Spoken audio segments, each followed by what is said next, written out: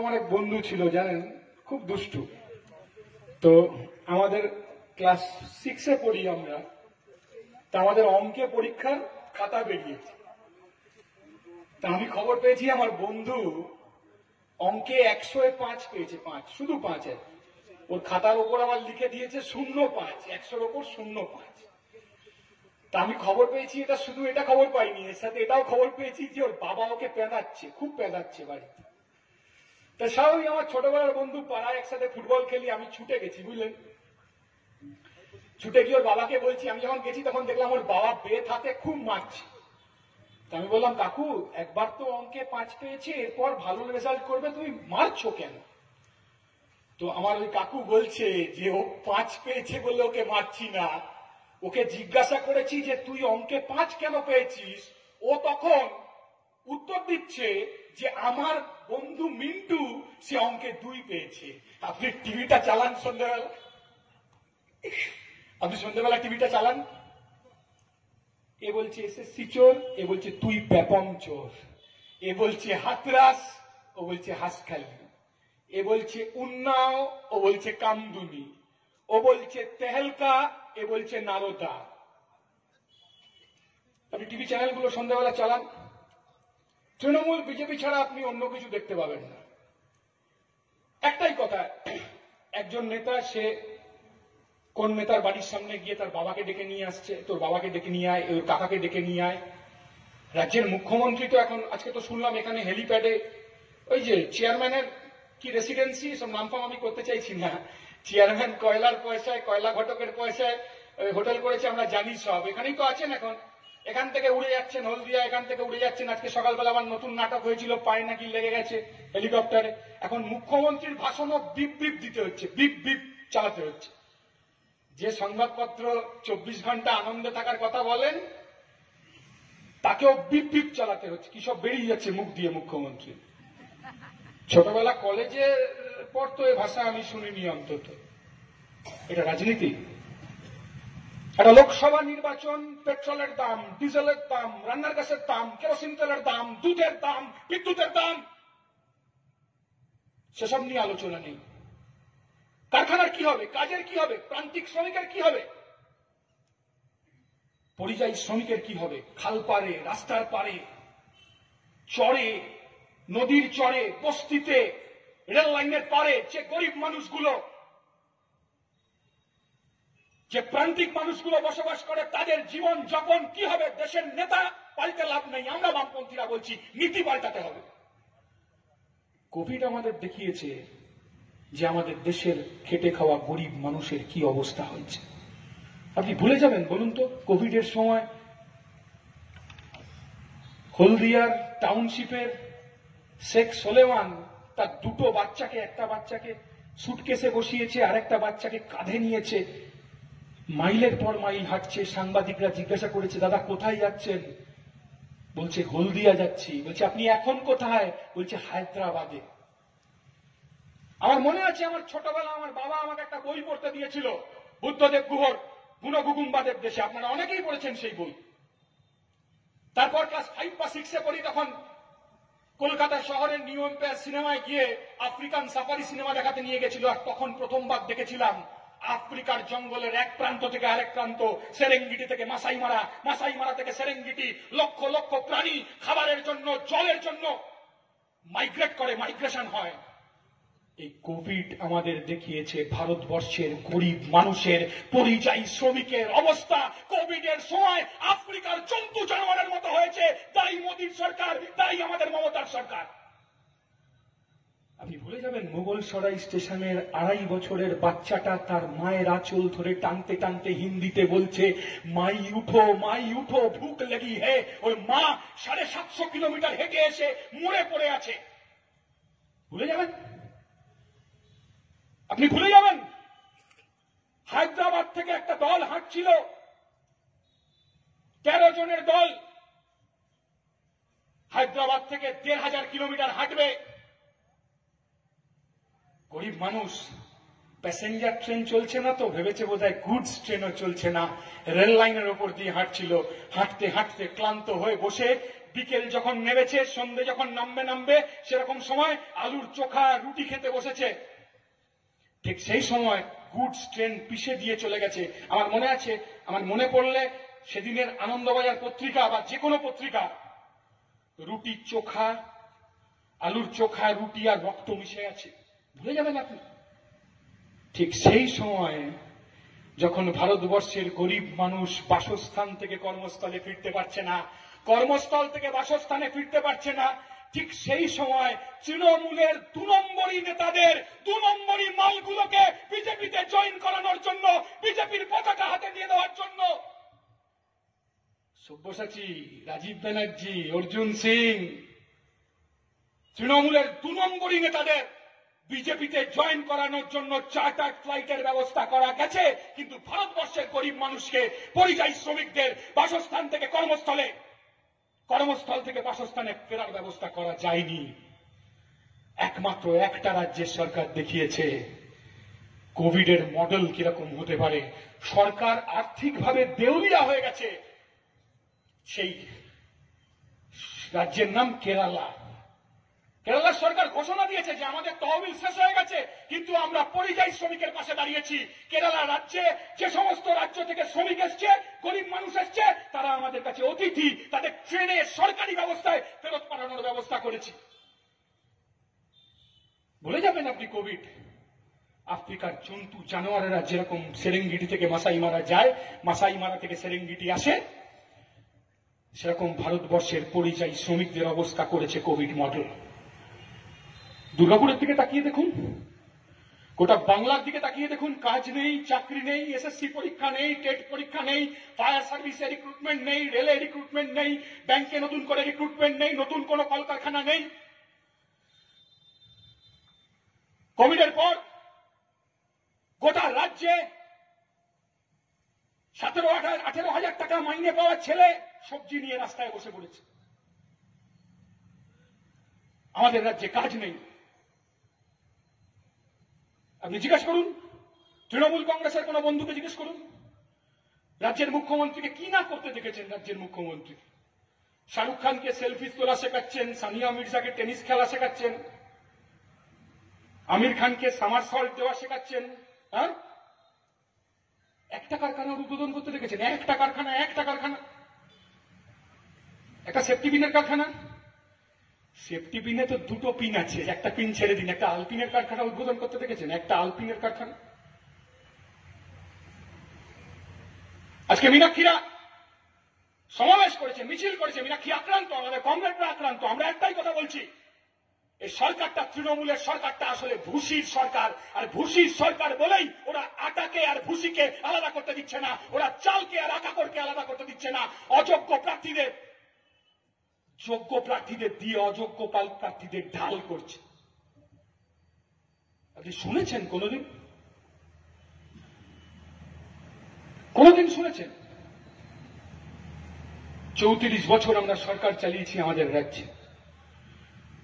15টা অভিযোগ আমাদের নামে আপনারা করতে পারেন। এখানে কম কাজ হয়েছে, ওখানে ড্রেন কম হয়নি, ওখানে রাস্তা একটু কম হয়েছে, ওখানে একটু এটা কম হয়েছে, ওটা কম হয়েছে। আপনি একটা দুর্নীতির অভিযোগ দেখাতে পারবেন? রাজ্যের মুখ্যমন্ত্রী আজকেও গিয়ে বলেছেন, দুর্গাপুর থেকে হেলিকপ্টারে উড়ে গিয়ে বলেছেন এক জায়গায়, আমি আর জায়গার নাম বলছি না, বলছে ওনার পেছনে নাকি সিবিআই ইডি নাকি লেগে গেছে। আচ্ছা, সিবিআই ইডি কোনদিন সাহস করেছে বুদ্ধদেব ভট্টাচার্যকে চিঠি দিতে? সিবিআই ইডি কোনদিন সাহস করেছে জ্যোতি বসুর সরকারকে চিঠি দিতে? সিবিআই ইডি কোনদিন সাহস হয়নি। তার কারণ, বামপন্থীদের বিরুদ্ধে আপনি একটা দুর্নীতির উদাহরণ দিতে পারবেন না।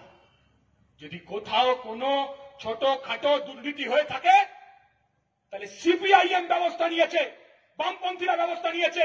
আর সেই দুর্নীতিগ্রস্ত নেতাকে তাড়াবার পর আমি 15 জন নেতার নাম বলতে পারি, সেই নেতারা গিয়ে তৃণমূলের বড় নেতা হয়েছে। আপনি দুর্গাপুরে আমাদের ছোটবেলা দেখবেন, আমরা চোর ধরা পড়লে চোর দেখতে যেতাম। এখন দেখবেন চোর আর থানায় দেখতে যাবেন না, এখন সন্ধ্যেবেলা টিভি চালাবেন, দেখবেন চোরেরা বসে আছে, বাইট দিচ্ছে। আচ্ছা, বিজেপি বলবে তৃণমূল নারদা চোর? হ্যাঁ, বিজেপির কাছ থেকে শুনতে হবে আমাদের? এই আপনারা তো তৃণমূলকে টাকা নিতে দেখেছেন, নারদা দেখেছেন তো, হ্যাঁ? সে উত্তম কুমারের স্টাইলে টাকা নিয়েছে, মানে উত্তম কুমার সন্ন্যাসী রাজা সিনেমায় যেরকম খালি গায়ে পাজামা পরে শুয়েছিল, ঠিক মদন ঠিক সেই স্টাইলে টাকা নিয়েছে ঘুম থেকে উঠে। আচ্ছা, কে কাকে প্রথম টাকা নিতে দেখেছিলেন? ওই ওই ওই টাকা নেওয়ার তালিকায় শুভেন্দু আছে, ছেড়ে দিন, কাগজে মুড়ে টাকা নিয়েছিল। কিন্তু কাকে আপনি টাকা নিতে প্রথম দেখেছিলেন টিভি ক্যামেরার সামনে লক্ষ লক্ষ টাকা নিতে? বিজেপির সর্বভারতীয় সভাপতি, কি নাম তার? বলুন কি নাম তার? হ্যাঁ, বঙ্গারু লক্ষ্য, ঠিক বলেছে। এসএসসি কেলেঙ্কারি হয়েছে, কোটি কোটি টাকার দুর্নীতি, 20,000 21,000 প্রার্থী তৃণমূলের নেতাদের টাকা দিয়ে চাকরি পেয়েছে। পার্থ চ্যাটার্জির বান্ধবীর ফ্ল্যাটের তলায় 50 কোটি টাকা, কি সব খেলনা টালনা, ওসব ছেড়ে দিন। একই দুর্নীতি হয়েছে মধ্যপ্রদেশে, ব্যাপম কেলেঙ্কারি। ব্যাপম কেলেঙ্কারির অর্থটা একটু কম, এসএসসি থেকে একটু কম, কিন্তু 256টা সিট, এক একটা মেডিকেলের সিট 15 লক্ষ টাকা থেকে 37 লক্ষ টাকায় বিক্রি করেছে বিজেপির সরকার। আর বিজেপির শিক্ষামন্ত্রীর নাম যখন চলে আসছে, বিজেপির মুখ্যমন্ত্রীর নাম যখন সামনে চলে আসছে, 39টা খুন হয়েছে, একটা খুন না, 39 জন সাক্ষীকে খুন করা হয়েছে প্রকাশ্য রাস্তায়। বিজেপি বলবে তৃণমূল চোর, তৃণমূল চোর, তৃণমূল দুর্নীতিগ্রস্ত। ঠিক, একটা দুর্নীতির নাম বলুন যা এখানে তৃণমূল কংগ্রেস করেছে, যা দেশে বিজেপি হচ্ছে করেনি। এখানে দুই প্রার্থী, বুঝলেন, মানে দুই প্রার্থী, তৃণমূল বিজেপি প্রার্থীর কথাটা আগে বলি। আমাদের প্রার্থী তো গোটা পশ্চিমবাংলার মানুষ জানে, পশ্চিমবাংলার ছাত্রছাত্রীরা জানেন, হাওড়ার সফল শিক্ষক, তারপর বর্ধমান গার্লস কলেজের প্রিন্সিপাল ডক্টর সুকৃতি ঘোষাল। তার সাথে বাকিদের তুলনা হয় না। খোদা বক্সের সাথে যেরকম মিটার বক্সের তুলনা হয় না, মানে কাশ্মীরি উল্টা বললাম না, হ্যাঁ, গরুর গাড়ির হেডলাইটটা বললাম না। দুই প্রার্থী, বুঝলেন, এক হচ্ছে কীর্তি আজাদ, কীর্তি ফাঁস হয়ে গেছে, বুঝলেন, এর মধ্যে আমি আর নাম বলছি না, প্রকাশ্য জনসভায় বলছি। যিনি আমাকে বলেছেন উনি বলেছেন নামটা বলবে না, বাকিটা বলবে, কোনো অসুবিধা নেই। দুজন প্রার্থী, এক হচ্ছে ইউসুফ পাঠান আর একজন হচ্ছে কীর্তি আজাদ। একজনের সাথে রফা হয়েছে 6 কোটি টাকায়, একজনের সাথে রফা হয়েছে 10 কোটি টাকায়। তারা টাকা পেয়েছে তাই তৃণমূলের প্রার্থী হয়েছে। তার মধ্যে কীর্তি আজাদ, যে কয় লাখ টাকা পেয়ে তৃণমূলের থেকে টাকা নিয়ে প্রার্থী হয়েছে। কীর্তি আজাদের কীর্তি ফাঁস হয়ে যাবে জেনে রাখুন। কীর্তি আজাদ এই লড়াইয়ে নেই। এই লোকসভা নির্বাচনে লড়াই হবে ডক্টর সুকৃতি ঘোষালের সাথে কেলেঙ্কারি কাণ্ড। কার নাম নিতে হবে আমাকে, বুঝলেন। এর মধ্যে একটা টিভি চ্যানেলের প্রোগ্রামে আলোচনা হচ্ছে স্বাধীনতা সংগ্রামে কমিউনিস্টদের ভূমিকা। তো সেখানে যারা কংগ্রেস আছে, তৃণমূল আছে, বিদ্বজনেরা আছে, তারা সবাই স্বীকার করেছে কমিউনিস্টদের ভূমিকা স্বাধীনতা সংগ্রামে। তো উনি আপনাদের এখানকার বিজেপির প্রার্থী, তিনি পোডিয়ামে গিয়ে দাঁড়িয়েছেন, আমি বসে আছি। তা আমাকে বলছে আমি তো স্বাধীনতা সংগ্রামে সিপিএম এর কমিউনিস্টদের কোনো ভূমিকা দেখতে পাইনি। তা আমি উল্টো দিকে পোডিয়ামে ছিলাম। তা আমি বললাম আপনি দেখবেন কি করে? আপনি বলছেন আমি তো খুঁজে পাইনি, ইতিহাস ঘেটে আমি কোনোদিন স্বাধীনতা সংগ্রামে কমিউনিস্টদের ভূমিকা খুঁজে পাইনি। তা আমি বললাম আপনি খুঁজে পাবেন কোথায়? ওই সময় তো আপনি গরুর দুধে সোনা খুঁজছিলেন, আপনি স্বাধীনতা সংগ্রামে কমিউনিস্টদের ভূমিকা খুঁজে পাবেন কোথা থেকে? তখন ওনাকে আমি বললাম আপনি প্রমোদ দাশগুপ্তের নাম শুনেছেন, আপনি কাকাবাবুর নাম শুনেছেন, আপনি লক্ষ্মী সাইকেলের নাম শুনেছেন, আপনি এদের কাছে এসব নাম বলাও বিপদের আর কি, মানে কি খায় না মাথায় আমাকে বুঝবে না। কমিউনিস্ট পার্টি, কংগ্রেসের অভ্যন্তরে কমিউনিস্ট পার্টি যখন পূর্ণ স্বরাজের দাবি করেছিল, অর্থনৈতিক স্বাধীনতা চাই, রাজনৈতিক স্বাধীনতাও চাই, শুধু রাজনৈতিক স্বাধীনতা না, অর্থনৈতিক স্বাধীনতা, কংগ্রেসের অভ্যন্তরে কমিউনিস্ট পার্টি যখন দাবি করেছিল, এসব কথা দিলীপ ঘোষকে কি বলবো? তা আমি ওনাকে বললাম আপনি আন্দামান সেলুলার জেলা গেছেন? বলে 18 বার গেছি। আমি বললাম ওখানে মোদি শাহ পদবী আছে? ওখানে পাঞ্জাবের বীরেদের নাম আছে, বাংলার বীরেদের নাম আছে। স্বাধীনতা সংগ্রামে যুক্ত এপার বাংলার মানুষদের, ওপার বাংলার মানুষদের। আমাকে বলছে তুমি আন্দামান জেলে গেছো? আমি তো মিথ্যে কথা বলতে পারি না তৃণমূল বিজেপির মতো, আমার এখনো সুযোগ হয়নি। তা আমি বললাম না আমি যাইনি। যেই যে বলেছি যাইনি, ও কি লাভঝাপ আরম্ভ করেছে। বলছে দেখো আন্দামান সেলুলার জেলে যাইনি, ও এখান থেকে জেনে গেছে আন্দামান সেলুলার জেলে 300 জন কার নাম আছে। দিলীপ বাবু আপনি তো অসাধারণ লোক, হ্যাঁ এরকম তো লোক আমি দেখিনি আগে, তো বোঝেনি আমি কি বলছি। তাই বললাম আইনস্টাইন যখন E=mc² লিখেছিল, থিওরি অফ রিলেটিভিটি, দিলীপ বাবু আপনি তো দোয়াতের কালিটা এগিয়ে দিয়ে আইনস্টাইনকে বলেছিলেন E=mc। আমি দিলীপ বাবুকে বললাম যে রবীন্দ্রনাথ যখন নোবেল পুরস্কার পেল আপনি তো খাতাটা দিয়েছিলেন নাকি লেখার জন্য, আপনি ছিলেন তো রবীন্দ্রনাথের পাশে। শেষ পর্যন্ত যেটা বললাম সেটা হলো আমার উপর খুব খেপে গেছে, বুঝলেন। আমি বললাম যখন নিউটন আপেল গাছের তলায় বসেছিল আপেলটা মাথায় পড়লো ওপরের দিকে উড়ে গেল না, তখন দিলীপ বাবু আপনি তো আপেলটা দিয়ে ওনাকে বলেছিলেন ল অফ গ্র্যাভিটেশন, হ্যাঁ আপনি ছিলেন তো আপেল গাছের তলায়। তখন ব্যক্তিগত কুৎসা বামপন্থীদের উপর যেরকম করতে হয় সেরকম আক্রমণ শুরু করলেন। আমি ওখানে বলেছিলাম ওই কনক্লেভে 500 শ্রোতা ছিল, আমি 500 শ্রোতার উদ্দেশ্যে বলেছিলাম যে আন্দামান সেলুলার জেলে কজন গেছেন বলুন। 22টা হাত উঠেছিল। ভারতবর্ষের আর্থসামাজিক অবস্থায় এখানেও যদি হাত তুলতে বলি বহু মানুষ আন্দামান সেলুলার জেলে যায়নি। আন্দামান সেলুলার জেল বা ইতিহাস জানার জন্য ইতিহাসে যেতে হয় না, ভারতবর্ষের ইতিহাসে খোদাই করে লেখা আছে যে ওখানে সাভারকাররা ব্রিটিশদের হাতে মুচলেখা দিয়েছিল দিলীপ ঘোষের পার্টি। উনি গরুর দুধে সোনা খুঁজছেন। একদল বলছে গরুর মাংস খেও না, একদল বলছে শুয়োরের মাংস খেও না, আরেক দল সারা ভারত গরিব মানুষ, সারা ভারতের গরিব মানুষ, বাংলার পশ্চিম বাংলার গরিব মানুষ সারা বছর কি খাবে সেটার দিকে নজর নেই। নরেন্দ্র মোদী যেদিন প্রধানমন্ত্রী হয়েছিলেন এ রাজ্যে পেট্রোলের দাম কত ছিল? 59 টাকা 33 পয়সা। আজকে পেট্রোলের দাম হয়েছে 160 টাকা 15 পয়সা কলকাতা শহরে। নরেন্দ্র মোদী যেদিন প্রধানমন্ত্রী হয়েছিলেন সেদিন ডিজেলের দাম কত ছিল? 40 টাকার নিচে। আজকে ডিজেলের দাম হয়েছে 90 টাকার উপরে। নরেন্দ্র মোদী যেদিন প্রধানমন্ত্রী হয়েছেন সেদিন 1 লিটার কেরোসিন তেলের দাম ছিল 12 টাকা 90 পয়সা। আজকে আমি বলছি রিঙ্কু সিংও এত দ্রুত সেঞ্চুরি করতে পারে না, বিরাট কোহলিও এত দ্রুত সেঞ্চুরি করতে পারে না। নরেন্দ্র মোদীর আমলে 14 টাকার কেরোসিন তেল 100 টাকা হয়ে গেছে। জিজ্ঞেস করুন তো কোভিডের পর মেডিক্লেমের প্রিমিয়ামের কি অবস্থা হয়েছে? বলবে মিটিং করে তৃণমূল বলবে? একদল বলবে আমাকে রাম মন্দির করতে হবে, আরেক দল বলবে আমাকে দীঘাতে জগন্নাথের মন্দির করতে হবে, একদল বলবে আমাকে ব্রিগেড প্যারেড গ্রাউন্ডে গীতা পাঠ করতে হবে, আরেক দল বলবে আমাকে ব্রিগেড প্যারেড গ্রাউন্ডে চণ্ডী পাঠ করতে হবে। আর আমাদের রাজ্যের সহজ পাঠের অবস্থা খারাপ হবে, স্কুলগুলোর অবস্থা খারাপ হবে, সরকারি কলেজ স্কুল বিশ্ববিদ্যালয় লাটে উঠে যাবে। আর একদল চণ্ডী পাঠ করবে, একদল গীতা পাঠ করবে। আরে গীতা পাঠ কি বন্ধ আছে নাকি? আমার ঠাকুমা গীতা পাঠ করতেন, তাতে কি অসুবিধা আছে? চণ্ডী পাঠ করতে কি অসুবিধা আছে নাকি? সরকারের কাজ, আমি এই অঞ্চলের মানুষকে বিনীতভাবে হাত জোর করে আপনাদের জিজ্ঞাসা করছি, আপনি দেখেছেন কোনোদিন জ্যোতি বসুকে ফেস টুপি পরে নামাজ পড়তে দেখেছেন কোনোদিন? হ্যাঁ, ফেস টুপি পরে মুসলমান সেজে কোনোদিন জ্যোতি বসুকে নামাজ পড়তে হয়নি। বুদ্ধদেব ভট্টাচার্যকে হিন্দু সেজে দুর্গা প্রতিমার চোখ আঁকতে হয়নি। মোদীকে হিন্দু সাজতে হয়, মমতাকে মুসলমান সাজতে হয়, কারণ দেশের সরকার আর রাজ্যের সরকার গরিব হিন্দু আর গরিব মুসলমানের জন্য নীতি নেয় না। তাই হিন্দু সাজতে হয়, মোদীকে আর মমতাকে মুসলমান সাজতে হয়। কেন বলুন তো? ঈদের নামাজ থেকে বিজেপিকে গালাগাল দিতে হবে। হ্যাঁ, সরকারি প্রোগ্রামে ঈদের নামাজ থেকে যদি বিজেপিকে গালাগাল দেওয়া যায় তাহলে মুসলমান ভোটটা তৃণমূলের পক্ষে শক্তিশালী হয়।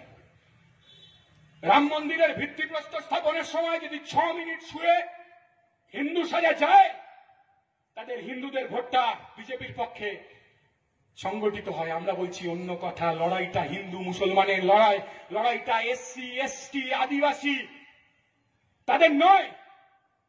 আমাদের দেশের অর্থনৈতিক কাঠামোতে লড়াই এখন 1% মানুষের সাথে 99% মানুষের। আর এই 1% মানুষ হলো টাটা, বিড়লা, ঝুনঝুনওয়ালা, টুনটুনওয়ালা, কানোরিয়া, বিগ বাজারিয়া, সিঙ্গানিয়া, আদানি, আম্বানি। আর তার সাথে 99% মানুষের লড়াই। দেশের সরকার 1% মানুষের স্বার্থ রক্ষা করছে, 1% মানুষের স্বার্থ রক্ষা করছে। আর 99% মানুষকে দেশের সরকার ভাগ করে দিচ্ছে। তুমি হিন্দু, তুমি মুসলমান, তুমি হিন্দু হলে কিরকম ধরনের হিন্দু, তুমি নেপালি, তুমি গোর্খা। তুমি আদিবাসী, তুমি রাজবংশী, তুমি শিয়া, তুমি সুন্নি, তুমি ক্যাথলিক, তুমি প্রোটেস্ট্যান্ট, 99% মানুষের সাথে 1% মানুষের লড়াই। দেশের সরকার, রাজ্যের সরকার নীতি নিচ্ছে 1% মানুষের হয়। আমাদের মিটিং শুনতে শুনতে কেউ যদি পাশ থেকে চলে যান, অনেকে বলতে পারেন আমাদের যে শূন্য, বলতে পারেন না শূন্য। আমরা বলছি আমরা শূন্য বলেই পেট্রোলের দাম 107 টাকা। আমরা শূন্য বলেই পার্থ চ্যাটার্জি তার বান্ধবীর ফ্ল্যাটের তলায় 50 কোটি টাকা জমাতে সাহস পায়। আমরা শূন্য বলেই 14 টাকার কেরোসিন তেল সেঞ্চুরি করতে চলেছে। আমরা শূন্য বলেই তৃণমূলের নেতারা কোটি কোটি টাকা নিয়ে রাস্তায় ঘুরে বেড়াচ্ছে। অনেক মানুষ মনে করেন যে এই তৃণমূলকে তাড়াতে পারবে বিজেপি। আমি শুধু আপনাদের বলবো, আমি ছোটবেলা একটা কমিক্স দেখতাম, কার্টুন। আপনারা অনেকেই সেই কার্টুন দেখেছেন। সেই কার্টুনটা হচ্ছে টম অ্যান্ড জেরি। আমি জানি না আপনারা দেখেছেন কিনা। অসাধারণ সেই বেড়ালটা, আর ততোধিক অসাধারণ সেই ইঁদুরটা। বেড়ালও দৌড়চ্ছে, ইঁদুরও দৌড়চ্ছে। কোন এপিসোডেই আর বেড়ালটা ইঁদুরটাকে ধরতে পারছে না। সেরকম আমাদের রাজ্যে সিবিআই, ইডি শুধু দৌড়েই যাচ্ছে, দৌড়েই যাচ্ছে। মাফলার ম্যানকে ধরা যায়, কেজরিওয়ালকে ধরা যায়, সোরেনকে ধরা যায়, কিন্তু পিসি ভাইপোকে ধরা যায় না। থুড়ি পিসি ভাইপো তো অনেক দূরে, আপনাদের কয়লা ঘটককেও ধরা যায় না। আপনাদের কয়লা ঘটক ধরা যায় না, 14 বার সমন হয়ে গেছে। কে এই কয়লা কেলেঙ্কারির সাথে যুক্ত? কারা? কোথায় আছে লালা? হ্যাঁ, 420 নাম দুর্গাপুরে সন্ধ্যাবেলা আমি নিতে চাইছি না। এই যে গরু পাচারের সাথে যুক্ত, যেই গরু পাচারের ঘটনা ঘটলো, অমনি তৃণমূলের নেতারা সন্ধ্যাবেলা টিভিতে গিয়ে বলছে গরু কোথা থেকে আসে, উত্তরপ্রদেশ থেকে আসে, উড়ে আসে, জুড়ে আসে, ধরে আসে, বিজেপির হাত ধরে আসে। আমরা তখন বললাম হ্যাঁ। তৃণমূলের নেতারা বলতে আরম্ভ করলো বিএসএফ জড়িত আছে। আমরা বললাম হ্যাঁ, বিএসএফ এর একাংশ জড়িত না থাকলে গরু পাচার সম্ভব না। কিন্তু তার সাথে এই কথা দুর্গাপুরে বলতে চাই, বিএসএফ এর যে কমান্ডার ছেলে আছেন, এখন আমি তার নাম ফাম নিতে চাইছি না, তার ছেলে এনামুল হকের সাগরেদ, আব্দুল বারিক বিশ্বাসের সাগরেদ। এনামুল হকের সাগরেদ, এনামুল হক মানে যে হচ্ছে অনুব্রতর বডিগার্ড, তার কাছ থেকে টাকা নিয়েছে। আমি এত ডিটেলস এর মধ্যে যাচ্ছি না, কিন্তু যে কথাটা বলতে চাইছি, বিএসএফ এর যে কমান্ডার, সেই কমান্ডারের ছেলে হচ্ছে ভাইপোর কোম্পানিতে চাকরি করে, যে কোম্পানিতে ভাইপোর শেয়ার আছে। ভাইপোর বন্ধু বিনয় মিশ্র যে ভানুয়াতুতে গিয়ে পালিয়ে আছে, তার শেয়ার আছে। সেই কোম্পানি বিএসএফ এর কমান্ডারের ছেলে, সেই কোম্পানি হচ্ছে ধর্মদাস রোডে কালীঘাটে মমতার বাড়ির থেকে ঢিল ছড়া দূরত্ব। আমরা বহুবার বলেছি। তৃণমূলের এক নেতা বলেছিল মানহানির মামলা করবে আমার বিরুদ্ধে। আমি ওনাকে বলেছিলাম তৃণমূলের মান নেই, শুধু হানি আছে। তৃণমূলের মান নেই, কিসের মানহানি? 2007 সাল, 2007 সালের শেষের দিকে বুদ্ধদেব ভট্টাচার্যের পুলিশ আর বিএসএফ আর ইন্টেলিজেন্স পশ্চিমবাংলার প্রথম একজন গরু পাচারকারীকে ধরেছিল। তার নাম আব্দুল বারিক বিশ্বাস, বসিরহাট, উত্তর 24 পরগনা। 100 কোটি টাকার উপর পাওয়া গেছিল তার বাড়ি থেকে। 2010 সালের শেষে, 11 সালের প্রথম দিকে সরকারটা চলে যাবে এরকম সময়, আমাদের সরকারটা চলে যাবে এরকম সময়, আব্দুল বারিক বিশ্বাসের জামিন হয়ে গেল। আব্দুল বারিক বিশ্বাস একটা বুদ্ধিমানের কাজ করলেন। গরু পাচারকারী আব্দুল বারিক বিশ্বাস জেল থেকে বেরিয়েই প্রথম যে কাজটা করলেন সেটা হচ্ছে তৃণমূলের পতাকাটা জ্যোতিপ্রিয় মল্লিকের হাত থেকে ধরে নিলেন। আমরা বলছি না তৃণমূলের সবাই চোর, আমাদের অনেকে স্লোগান দেন না 1 2 3 4 তৃণমূলের সবাই চোর, বলেন না, ওই স্লোগানটা দেবেন না। সবাই তৃণমূলকে যারা ভোট দেয় আমরা বলছি না তারা চোর, কিন্তু স্লোগানটা একটু পাল্টে নিন, 1 2 3 4 তৃণমূলের নেতারা চোর। যত খারাপ লোক, চিটিংবাজ, পকেটমার, গরু পাচারকারী, কয়লা পাচারকারী যত আছে জাজ, তারা একটা জিনিস জানে যে তৃণমূল হচ্ছে আমাদের ছাতা। তৃণমূলে যদি নামটা আমার লেখানো হয়ে যায়, দেখুন এখানে আমি তো আজকে সকালবেলা বিকেলবেলা নেমে তো ডিপিএল এ গেছিলাম। আমার এক আত্মীয় বন্ধু থাকে, সব পুরনো কোকোভেন কলোনি উঠে গেছে মোটামুটি, আর কিছু বাকি নেই। ওইসব কোয়ার্টার গুলোতে এখন তৃণমূলের কাজ হচ্ছে। 25-30 হাজার টাকা নিয়ে, নগদ নিয়ে ভেতরে ঢুকিয়ে দেওয়া। এই তো তৃণমূলের ব্যবসা হয়েছে এখন দুর্গাপুরের কর্পোরেশন ভোট হবে না, কবে কি হবে তাও কেউ জানে না। দুর্গাপুরে এখন তৃণমূলের নেতাদের কামাই হচ্ছে গাছ কাটায়, পুকুর বোঝানোয়, সব ডিটেলস আছে আমাদের কাছে, সময় মতো আমরা ছাড়বো। পঙ্কজদা এখানে বললে ভালো হতো, পঙ্কজদা আগের মিটিং এ বলেছে, অন্য মিটিং আছে পঙ্কজদার, তাই সেখানে গেছে। আপনি একজন তৃণমূলের নেতা বলুন, একজন তৃণমূলের নেতা বলুন যে মাল কামানো ছাড়া অন্য কোন এজেন্ডায় তৃণমূল কংগ্রেস করে, আপনি একজন নেতার নাম বলুন। আমরা স্লোগান দিয়েছি 2016 সালে, চোর ধরো জেল ভরো। এখন দেখছি বিজেপিও চিৎকার করছে চোর ধরো জেল ভরো। আরে গর্ধব, তোমাদের স্লোগান চোর ধরো জেল ভরো না, বিজেপির স্লোগান হচ্ছে চোর ধরো বিজেপিতে ভরো, চোর ধরো বিজেপিতে ভরো। গোটা তৃণমূলটা দুর্নীতিগ্রস্ত নেতারা বিজেপি হয়ে যাবে, বিজেপি শেখাবে আমাদের। তবে আজব পার্টি তৃণমূল কংগ্রেস, আমি বলছি এরকম পার্টি আমি দেখিনি, সার্কাস পার্টি। হ্যাঁ, যে সন্ধ্যেবেলা টিভিতে বসে ভাষণ দেয়, সে মালটাই এক সময় বলেছিল যে সারদার সবচেয়ে বড় বেনিফিশিয়ারির নাম মমতা ব্যানার্জি। এখন বসে ভাষণ দেয় আর তৃণমূলের নেতারা হাততালি দেয়। তৃণমূলের নেতারা টিভিতে বসে বলছে শুভেন্দু সারদায় টাকা নিয়েছে। আরে সবাই জানে শুভেন্দু নারদায় টাকা নিয়েছে, নতুন কি আছে? নতুন কি আছে? সবাই জানে। আমি তৃণমূলের এক নেতাকে বললাম, তোমরা যতবার বলছো শুভেন্দু নারদায় টাকা নিয়েছে, ততবার তোমরা বলছো কাকলি ঘোষ দস্তিদার টাকা নিয়েছে, ততবার তোমরা বলছো ববি হাকিম টাকা নিয়েছে, ততবার তোমরা বলছো সুব্রত মুখার্জি টাকা নিয়েছে, ততবার তোমরা বলছো অপূর্ব পোদ্দার টাকা নিয়েছে। সৌগত রায় সে আবার পার্থ ধরা পড়ার পরের দিন বলছে সিপিএম এর চামড়া তুলে নেবো, আমরা সিপিএম এর চামড়া তুলে নেবো। আমাকে এক সাংবাদিক জিজ্ঞাসা করছে যে ওরা উনি সিপিএম এর চামড়া তুলে নেবেন বলছেন, আপনি কি বলছেন? আমি বললাম উনি সবার থেকে আলাদা, উনি তো চামড়া আমাদের তুলবেন না। বলছে কেন? আচ্ছা দেখবেন নারদা, ভিডিওটা দেখবেন। একমাত্র নেতা তৃণমূলের যে 6 লাখ টাকা লাল পাঞ্জাবির পকেটে ঢোকাবার পর বলেছিল দাদা আপনার কোন কোম্পানি, মানে টাকাটা নিয়ে নিয়েছে, নিয়ে বলছে দাদা আপনার কোন কোম্পানি। তারপর একমাত্র তৃণমূলের নেতা যে 6 লাখ টাকা নিয়ে বলেছিল থ্যাংক ইউ থ্যাংক ইউ। আর কোন নেতা ঘুষ নেওয়ার পর থ্যাংক ইউ বলেন? দেখবেন তৃণমূল কংগ্রেস অবস্থান করছে, একটা ওয়াশিং মেশিন হাজির করেছে। তৃণমূল কংগ্রেস এটা অবস্থান করছে, করে একটা ওয়াশিং মেশিন হাজির করেছে, নিজেরাই কিছু কালো কাপড় জোগাড় করেছে, কাপড় জোগাড় করে ওয়াশিং মেশিনে দিচ্ছে, আর একটা ওয়াশিং মেশিন থেকে সাদা কাপড় বের করছে, নিজেরাই বলছে আমার দলের দুর্নীতিগ্রস্ত নেতারা বিজেপিতে ঢুকে সাধু হয়ে গেছে। এরকম পার্টি দেখেছেন? মানে এরকম পার্টি দেখেছেন? সার্কাস পার্টি, ওপর থেকে নিচ অব্দি চোর। নিজেরাই ওয়াশিং মেশিন নিয়ে এসছে, নিয়ে এসে কালো কাপড় ঢোকাচ্ছে, ঢুকে বলছে আমার দলের দুর্নীতিগ্রস্ত নেতারা বিজেপির ওয়াশিং মেশিনে ঢুকে পড়েছে। আমি দুর্গাপুরে বলছি আমাদের রাজ্যে একটা ওয়াশিং মেশিন নেই, আমাদের রাজ্যে 2টো ওয়াশিং মেশিন, একটা বিজেপির ওয়াশিং মেশিন, একটা তৃণমূল কংগ্রেসের ওয়াশিং মেশিন। এই যে হেমন্ত বিশ্ব শর্মা সারদায় কুণাল টাকা নিয়েছে, মমতা টাকা নিয়েছে, ববি টাকা নিয়েছে, তৃণমূলের নেতারা ভুরি ভুরি টাকা নিয়েছে সারদায়, আর সারদায় যে লোকটা সবচেয়ে বেশি টাকা নিয়েছে হেমন্ত বিশ্ব শর্মা বিজেপির ওয়াশিং মেশিনে ঢুকে গেছে। আমি একের পর এক নেতার নাম বলতে পারি। বিজেপির ওয়াশিং মেশিনে ঢুকে গেলেই সাধু। 2021 সালটা একবার মনে করুন, ঠিক যখন কোভিডের সময় বললাম আপনাদের গরিব মানুষের খারাপ অবস্থা, কর্মস্থল থেকে বাসস্থানে ফিরতে পারছে না, ঠিক সেই সময় 2021 সালের ভোটের 15 দিন আগে তৃণমূলের এক নেতা বগলে একটা ছবি নিয়ে দৌড়চ্ছে। তো সাংবাদিকরা জিজ্ঞেস করছে আপনি কোথায় যাচ্ছেন? বলছে আমি বিজেপিতে যাচ্ছি। বলছে আপনার বগলে কার ছবি? বলছে দিদির ছবি। বলছে কি আপনি বগলে দিদির ছবি নিয়ে বিজেপিতে যাচ্ছেন? বলছে হ্যাঁ, দিদির আশীর্বাদ নিয়ে আমি বিজেপিতে চলে যাচ্ছি। ওর নাম কি?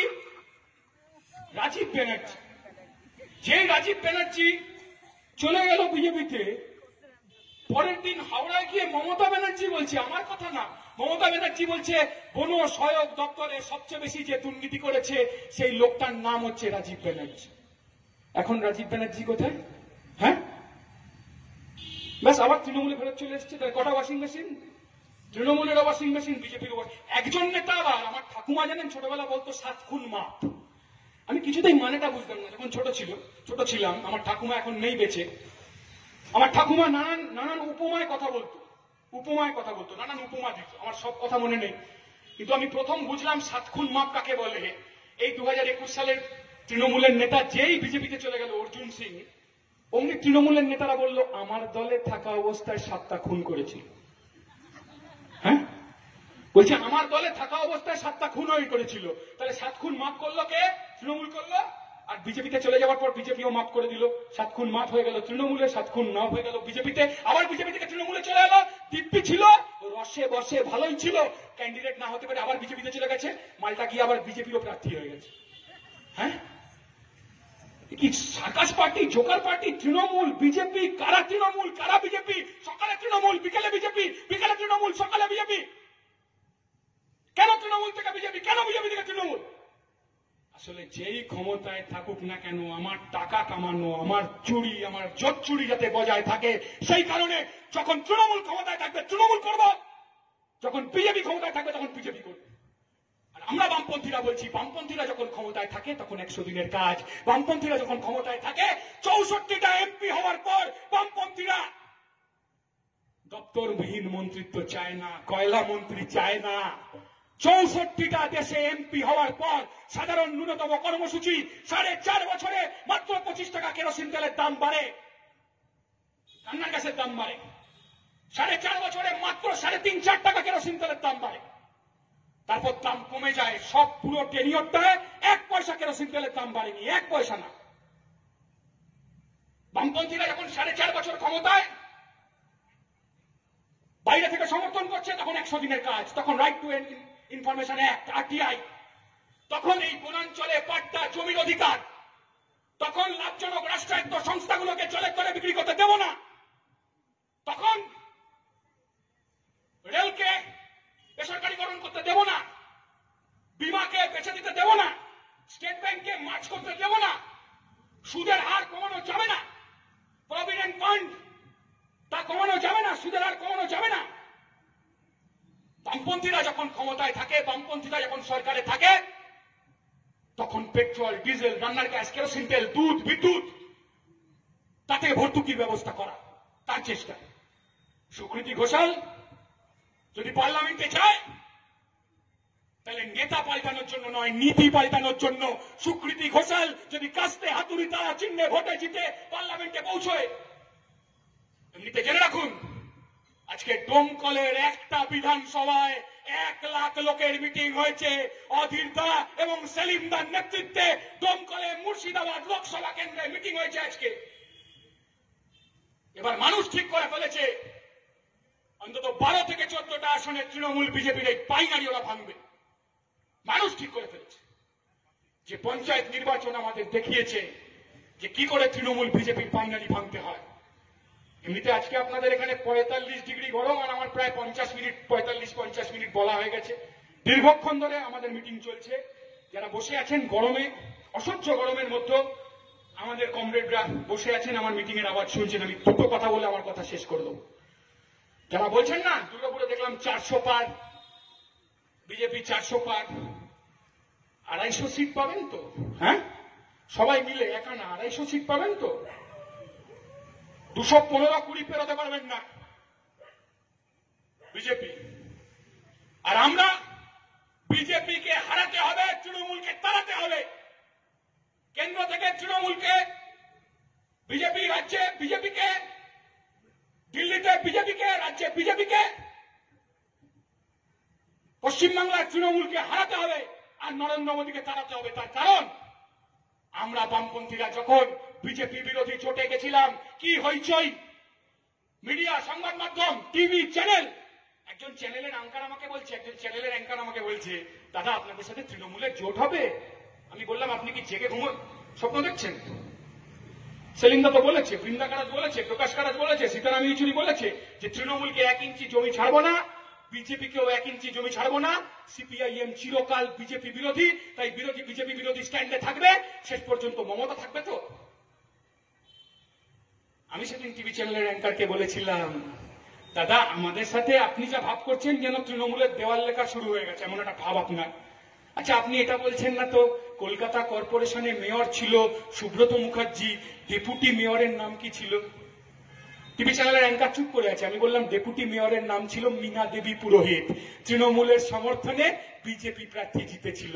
কলকাতা কর্পোরেশনের নির্বাচনে মেয়র ছিল সুব্রত মুখার্জি, যে সিঙ্গারা খেতে খেতে টাকা খেয়েছিল, আর ডেপুটি মেয়র ছিল বিজেপির মীনা দেবী পুরোহিত। লোকসভা নির্বাচনে বিজেপি 3টে সাংসদ জিতেছিল আমাদের রাজ্য থেকে। তৃণমূল সমর্থিত বিজেপি প্রার্থী।